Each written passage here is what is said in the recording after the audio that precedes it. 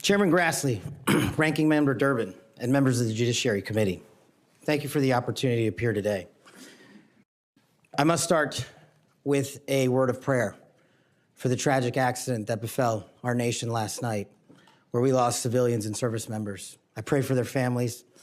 I pray for law enforcement and military personnel, and I pray for their souls, and hopefully God will find them peace in the near future.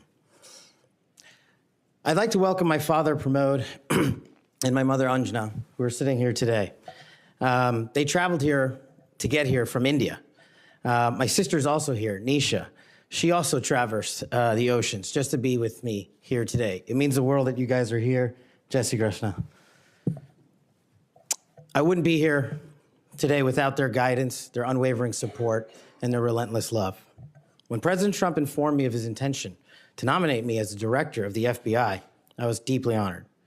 Sitting here today, I carry not only the dreams of my parents, but also the hopes of millions of Americans who stand for justice, fairness, and the rule of law.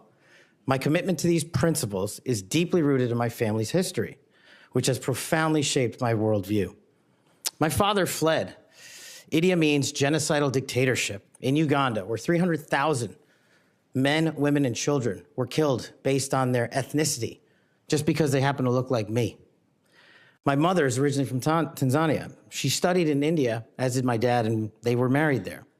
They would later emigrate to New York, as the senator pointed out, where I was born, and we were raised in a household of my father's 7 siblings, their spouses, and at least half a dozen children.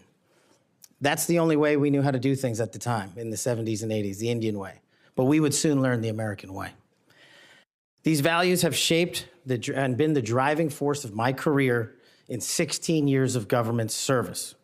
Protecting the rights of the Constitution is of the utmost importance to me and has been every single time I've taken that oath of office. The recent terrorist attacks in New Orleans tragically claimed the lives of 14 innocent Americans and serve as a stark reminder that our national security is at threat, both internally and externally. The FBI, the Federal Bureau of Investigation, and the Department of Justice, where I served, play a pivotal role in securing our freedoms and our safeties for American citizens. If confirmed as the next FBI director, I will remain focused on the FBI's core mission.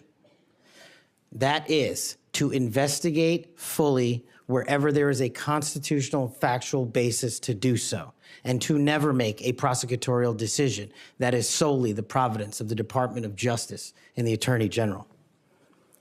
For the first 8 years after law school, I served as a public defender, first for Miami-Dade County and later for the Southern District of Florida. During that time, I represented some pretty awful human beings, charged with some pretty heinous crimes.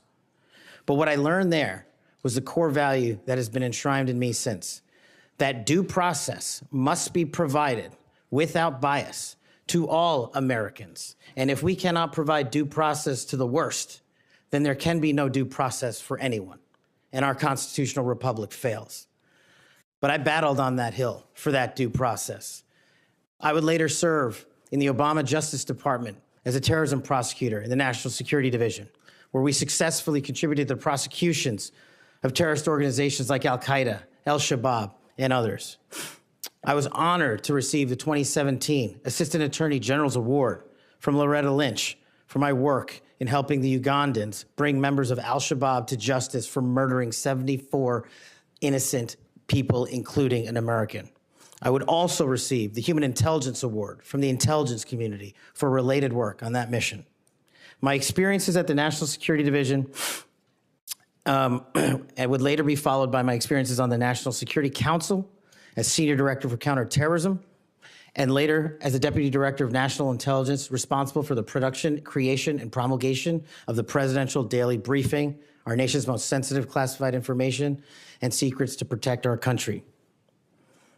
My time in the White House was preceded by my time right here in Congress as a staffer on the House Intelligence Committee, where I spearheaded the investigation that exposed serious FISA, Foreign Intelligence Surveillance Act, abuses by members of the Department of Justice and the Federal Bureau of Investigation.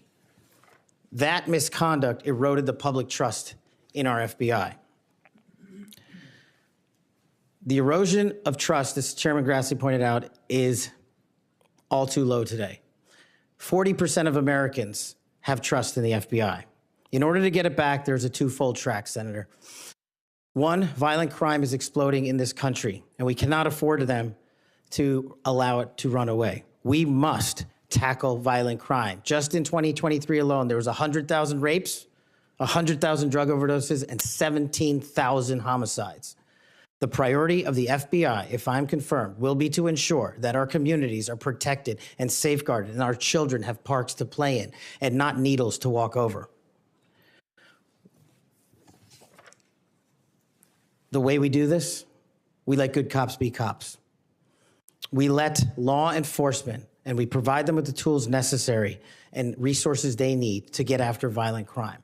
The second way we do this on equal track is aggressive constitutional oversight from Congress.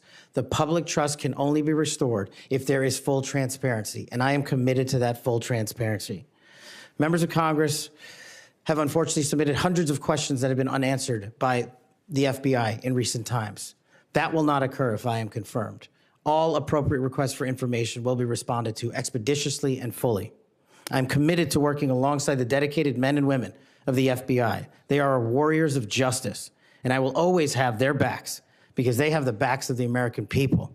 I look forward to answering your questions, and I want to take a moment to thank my family, my friends, people who traveled here, and my entire team that has made this day possible. God bless America, and I look forward to your questions.